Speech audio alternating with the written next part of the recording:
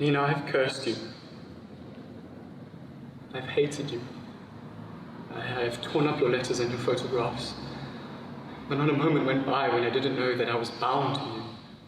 Heart and soul for all eternity.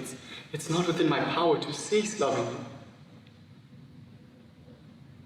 Since you left, I've tried to write, to create, but there is a stone in my throat where the words should be.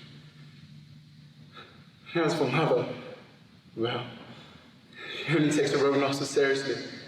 Mine are too trivial to be of any concern to her. Season follows meaningless season. Snow, frost, fall, spring, heat, all merge into one purposeless, pointless limbo. I found my life unlivable. Nothing but pain. It's as if my youth had suddenly been stripped from me. I feel as if I've been living in this world for 90 years. I say your name. I kiss the ground you've walked upon. Wherever I look, I see your face. I see the tender smile that shone on me in the summer of my life. Nina, I'm all alone. I have no one's affection to warm me. I'm as cold as the grave.